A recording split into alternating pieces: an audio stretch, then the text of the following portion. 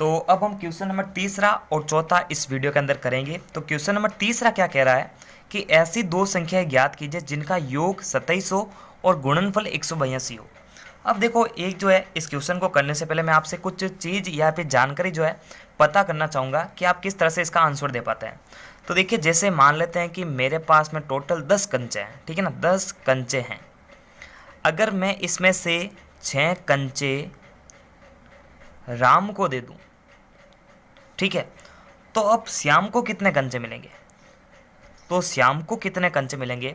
तो सिंपल सी बात है कि अगर 10 में से 6 राम को मिल जाए तो बचने वाले कंचे जो है वो श्याम के होंगे। और कितने होंगे? आप क्या करेंगे, 10 माइनस 6 ऐसे करके बताओगे, यानी ये बराबर में 4 लिखा जाएगा।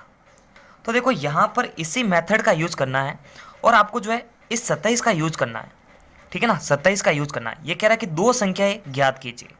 तो मान लेते हैं कि पहली जो संख्या है वो है x। अब दूसरी संख्या कैसे पता करोगे? तो देखो, इसमें x की कंपैरिजन जो है आप 10 से कीजिए। x की कंपैरिजन आप 10 से कर रहे हो, ठीक है ना, कि जब राम को कंचे देने थे तो 10 में से 6 दे दिए, और जब श्याम को कंचे देने थे तो 10 में से 6 घटाकर आपने दिए। तो यहाँ पर अगर 10 में से 6 घटाया जा रहा है तो उसी प्रकार यहाँ पर टोटल योग कितना, ये योग ही तो है, क्योंकि देखो 6 और 4 दोनों मिलकर जो है कितने कंचे बनेंगे, 10 कंचे बनेंगे। तो यहाँ पर जो है अपन क्या करेंगे, ये जो योग दे रखा है इस योग की कंपैरिजन कराएंगे 27 से, ठीक है। कि मान लेते हैं कि x कंचे राम को दिए जा रहे हैं, तो श्याम को देने वाले कंचे क्या होंगे? अगर ये 10 में से 6 निकल के 4 आ रहा है तो ये अगर इसको मैं x के साथ में लिखना चाहूँगा तो कैसे लिखूँगा? योग में से ही तो वो कंचे निकालना है। देखो, कुछ समझ में आना चाहिए, योग में से ही कंचे निकले और इसी में से जो, और इस वाले मेथड के अंदर भी जो है योग में से कंचे निकले। टोटल योग था 10, 10 में से 6 देने थे राम को। अब उसी तरह जो है टोटल योग है 27, और 27 में से आपको जो है x कंचे देने हैं राम को। तो फिर श्याम को कितने देंगे? 27 माइनस एक्स, क्योंकि देखो 10 माइनस 6 हो सकता है, यहाँ पर देने वाली राशि इसमें से घट रही है तो यहाँ पर देने वाली राशि इसमें से घटनी चाहिए। तो इसका मतलब एक संख्या तो x है और दूसरी संख्या हमारे पास में 27x। इसको एक दो बार रिपीट करो, ये समझ में आ जाएगा आपको, ठीक है ना, कि यहाँ पर हमारे पास में संख्या थी, यहाँ पर संख्या नहीं थी। तो ये यहाँ से संख्या में से संख्या घट रही है, लेकिन यहाँ से हम जो है 27 में से x घटा रहे हैं। तो यहाँ पर मैं पहली संख्या मानूंगा x और दूसरी मानूंगा 27 माइनस एक्स, ठीक है। तो यहाँ पर देखना आंसर, माना कि प्रथम संख्या बराबर हो गई x। तो दूसरी संख्या क्या होगी? 27 माइनस एक्स। अब ये जो चीज़ मैंने डिस्कस करी ना, ये नॉलेज के लिए है, वैसे आप डायरेक्ट ही मान सकते हो कि योग में से ही वो संख्या घटानी पड़ती है। अब प्रश्नानुसार ये कह रहा है इसका गुणनफल, तो हमारे को तो द्विघात समीकरण बनानी है।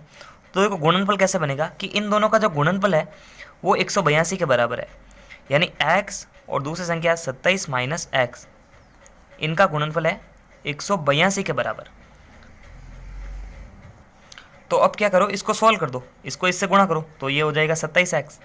इस x को माइनस एक्स से गुणा करने पर माइनस का x इसकी और उधर है 182।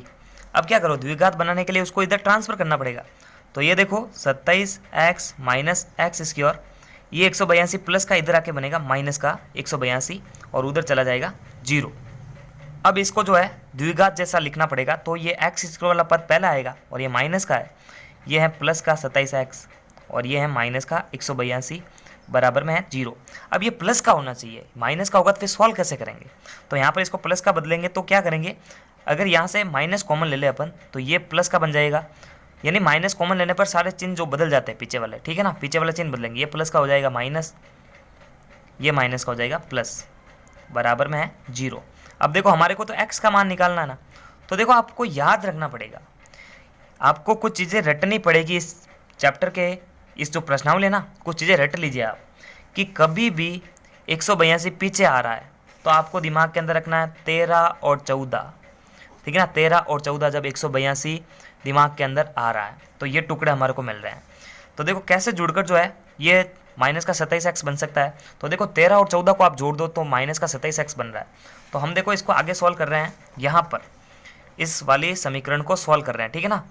तो यहाँ पर देखो एक्स स्क्वायर और प्लस का 182 तो अपनी जगह पे ही रहेगा, बदल किसको रहे हम, इसको बदल रहे हैं -27x को। तो -27x के टुकड़े क्या मिले जब 182 आए, तो 13 और 14 दिमाग के अंदर रख लो आप, ठीक है ना, कि जब -14x माइनस के 13x में से x में जुड़ जाएगा तो फिर दो टुकड़े हमारे को मिल जाते हैं, और ये दोनों जुड़कर -27x बन रहे हैं। अब इन दोनों में से कंपेयर, यानी इन दोनों में से कॉमन चीज़ें बाहर ले लो। तो इसमें से कॉमन चीज़ क्या आ रही है, x बाहर आ रहा है और x -14 अंदर बच रहा है। इसमें से जो है -13 बाहर आ गया और x -14 अंदर बच गया। x -14 इधर भी, तो एक बार बाहर आएगा x -14, अंदर क्या बचा x और -13, x -13 बराबर में है 0। अब ये भी 0 के बराबर, ये भी 0 के बराबर, तो यहाँ से तो पता लग रहा है कि ये 14 उधर जाके प्लस का होगा, तो एक x बराबर 14 आ जाएगा, और ये 0 के बराबर ये उधर जाके प्लस का 13 हो जाएगा, तो x बराबर 13। तो दो संख्या हमारे को क्या मिल चुकी है, 13 और 14। ये याद रख लेना 182 वाला। अब ये 182 वाला ना अगले वाले क्वेश्चन के अंदर भी काम आने वाला है। तो कुछ चीज़ें आपको रटनी पड़ती है, क्योंकि फालतू में आप ज़्यादा दिमाग लगा के अपने आप को परेशान करेंगे। इससे अच्छा कुछ चीज़ें आप दिमाग के अंदर रट ही लो।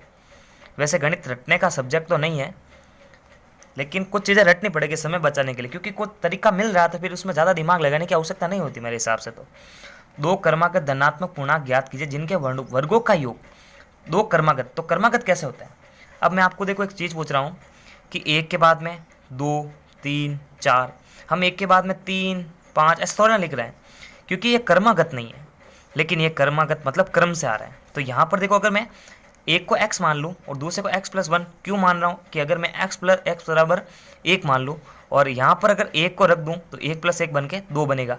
तो देखो ये क्रमागत आ रहा है ना, एक के बाद में 2। अब उसी प्रकार x बराबर आप 2 रख दो तो 3, इस तरह से देखो क्रमागत आ रहा है।